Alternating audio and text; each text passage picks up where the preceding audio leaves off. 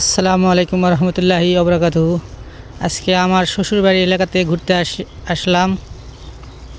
দেখেন এই গোটা এলাকায় আলু এবং সরিষার চাষ করেছেন। অত্যন্ত সুন্দর লাগতেছে এই পরিবেশটা। দেখেন গোটা এলাকায় শুধু আবাদ সরিষা এবং আলু, এই দুইটি ফসলে যে দূরে দেখা যাচ্ছে ধানের বিছন ফেলাইছে মানুষ। অনেক সুন্দর পরিবেশ, গ্রামের পরিবেশ।